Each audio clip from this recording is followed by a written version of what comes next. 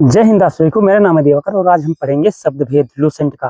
ठीक है, तो देखो, इस वीडियो को एंड तक देखने के बाद आपको शब्द भेद से संबंधित कोई भी समस्या किसी भी एग्जाम में नहीं होगी। ठीक है, और सुनो, इसमें हम तत्सम, तद्भव, देशज, विदेशज, रूढ़, योग रूढ़, है ना, और विकारी, अविकारी, ये सब प्रकार के शब्दों को पढ़ेंगे। इससे बाहर हिंदी में शब्द है ही नहीं है। ठीक है, तो बिना किसी देरी की चलो शुरू करते हैं और एंड तक इस वीडियो को देखने के बाद आपको सारा डाउट आपका क्लियर हो जाएगा। ठीक है, तो चलो शुरू करते हैं बिना किसी देरी के। देखो, सबसे पहले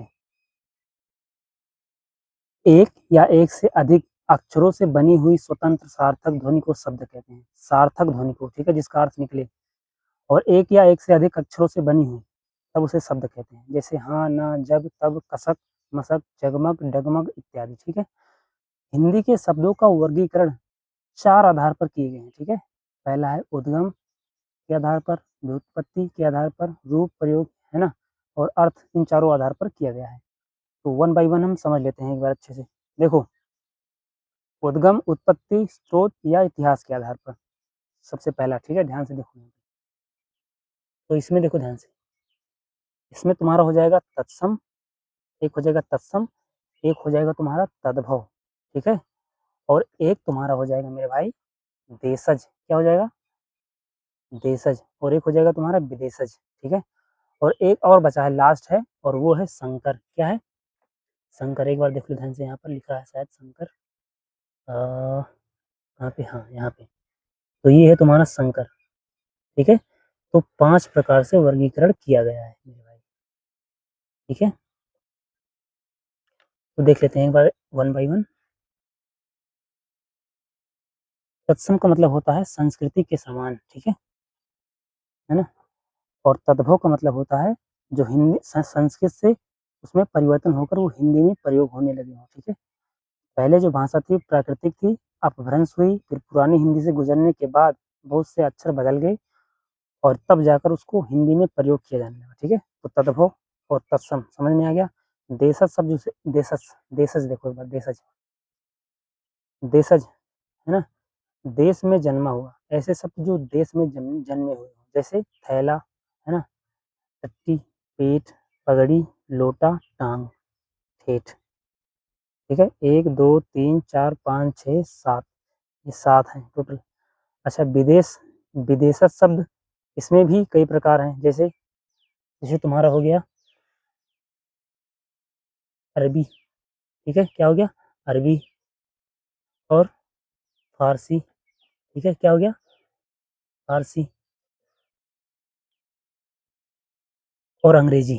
अंग्रेजी में देखो, अरबी में सबसे पहले देखो, अजीब, अदालत, अक्ल, अल्लाह, है ना, ये सब। आखिर, आदमी, इनाम, इजहार, इजलास, इज्जत, इलाज, ईमानदार, ईमान, उम्र, एहसान, ये सब। ठीक है, इनकी पीडीएफ हम टेलीग्राम चैनल पर अपलोड कर देंगे, वहाँ से एक बार देख लीजिएगा इसको। ठीक है, केवल आपको देखना है और कुछ करना है नहीं।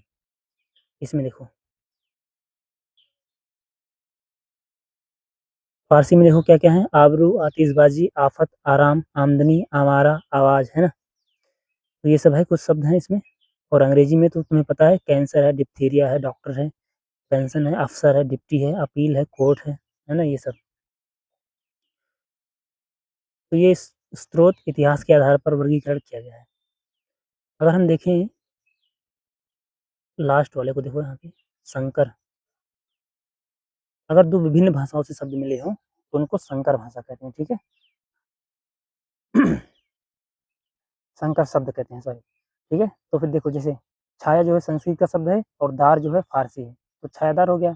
इसी तरह ये 1 2 3 4 5 6, इसमें 6 हैं टोटल, है ना, और भी कई सारे होंगे जो मॉक टेस्ट से आपको क्लियर हो जाएगा। ठीक है, तो रचना और बनावट के आधार पर दूसरा वर्गीकरण देखो, रचना और बनावट के आधार पर 3 प्रकार के शब्द हैं, रूढ़ है, यौगिक है, देखो, यौगिक है, रूढ़ है, यौगिक है, और तुम्हारा सबसे लास्ट में है योग रूढ़। क्या है?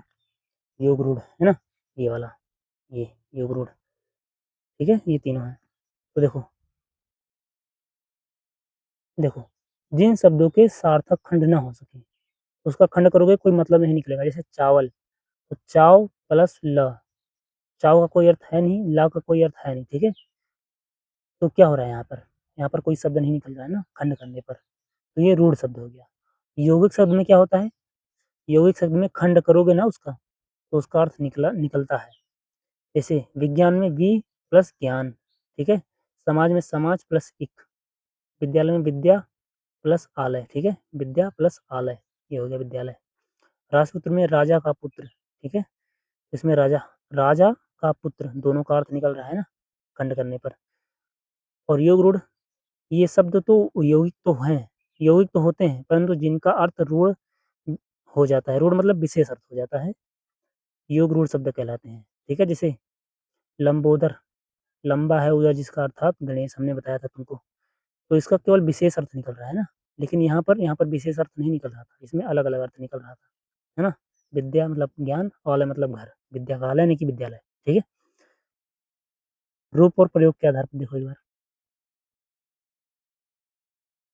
देखो ध्यान से, रूप और प्रयोग के आधार पर 2 प्रकार से वर्गीकरण किया गया है, विकारी शब्द और अविकारी शब्द। देखो विकारी शब्द में क्या है?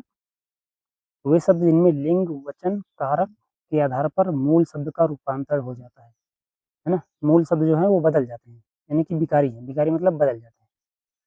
तो जैसे लड़का पढ़ रहा है, अच्छा अब लिंग परिवर्तन करो इसमें, लड़की पढ़ रही है, तो लड़का का लड़की हो गया, परिवर्तन हो रहा है ना?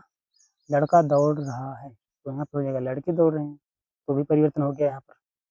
लड़के के लिए आम लोग, देखो कारक में परिवर्तन करने पर, लड़के के लिए है ना, तो हमें देखो लड़कों के लिए आम लोग, ठीक है, परिवर्तन हो गया यहाँ पर लड़के और लड़कों में, है ना? ये विकारी शब्द हैं। विकारी शब्द में कौन-कौन से आते हैं?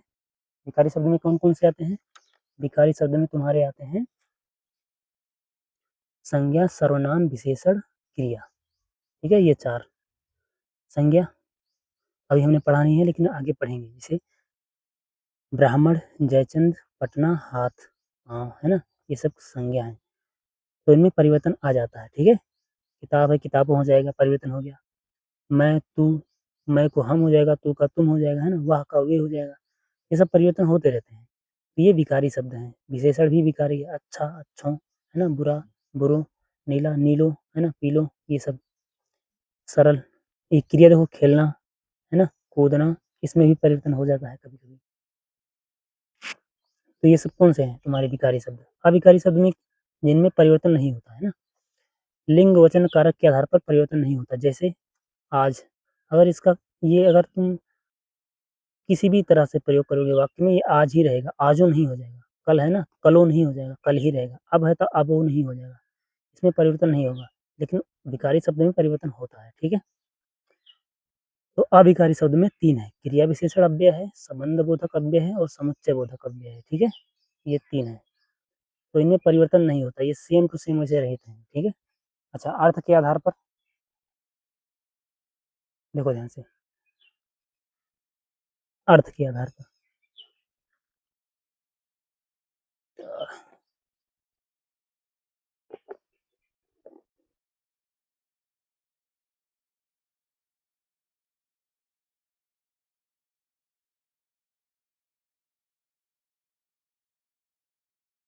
अर्थ के आधार पर अर्थ के आधार पर शब्दों का वर्गीकरण किया गया है 4 प्रकार से।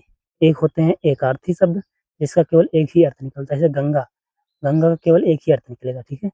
और दूसरे हैं अनेकार्थी, जिसका कई अर्थ निकल सकता है, ठीक है? जैसे हार, हार का मतलब होता है जो गले में पहनी जाती है, ठीक है? जो गले में पहनी पहनी जाती है, हार मतलब जो गले में पहनी जाती है माला, ठीक है? और हार का एक मतलब और भी होता है पराजय, कोई बंदा हार गया जैसे, है ना? हार गया, तो ये हो गया, ठीक है? और कनक, कनक का मतलब होता है सोना और कनक का मतलब होता है धतूरा, ठीक है? कनक तनकते सौगुनी, मादकता अधिकार, वह खाए बौराए, वह पाए बौराए, वह जग खाए, ऐसे कुछ है ना? तो उसको भी अलंकार हमने पढ़ा नहीं है, उसको हम पढ़ेंगे ध्यान से, तब अच्छे से उसका रिवीजन करेंगे, ठीक है? वैसे ये अलंकार मैं बोल रहा था अभी। तो अर्थ का मतलब होता है प्रयोजन, अर्थ का मतलब होता है धन, कर का मतलब हाथ भी होता है, कर का मतलब टैक्स भी होता है, तो ये है, ठीक है?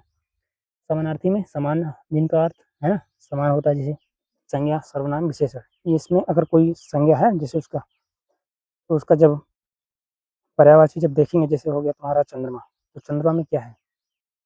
चंद्रमा में जैसे हो जाएगा तुम्हारा शशि, मयंक, है ना। तो ये सब समानार्थी शब्द हैं, दोनों का जो शब्द है उनका अर्थ है वो समान रहता है, ठीक है।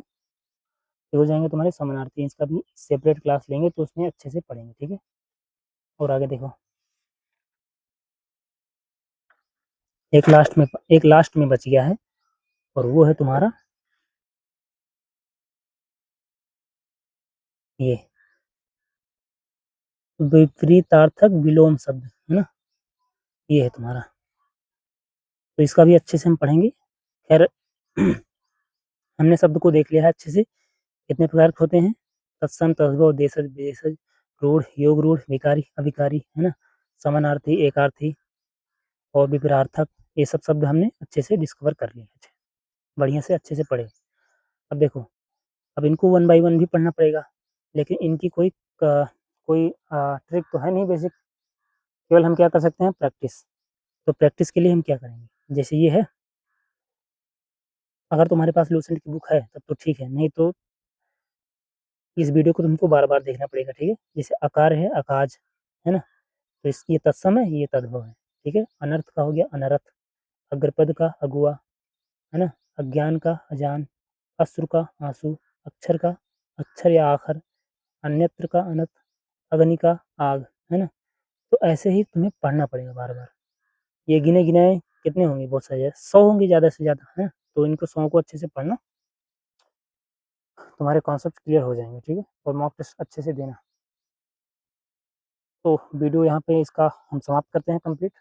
तत्सम तद्भव तुम्हें देखो, तुम्हें खुद करना पड़ेगा। हाँ, ये बात नहीं है कि मैं तुमको कोई ट्रिक बता दूँगा। ट्रिक बताने से क्या होता है, मुश्किल से 10 से 20 शब्द याद हो जाएँगे तुमको ट्रिक से। बाकी शब्द जो हैं जिनका कोई ट्रिक है ही नहीं, तो उनको याद करना बहुत ही डिफ़िकल्ट काम है ना। तो उनको हम केवल रिवाइज़ कर सकते हैं, बार-बार पढ़ सकते हैं, मॉक टेस्ट देकर अच्छे से समझ सकते हैं। ऐसा हो सकता है, ठीक है। तो पढ़ो इतना, मिलते हैं एक नेक्स्ट वीडियो में, तब तक के लिए मेरे भाई जय हिंद।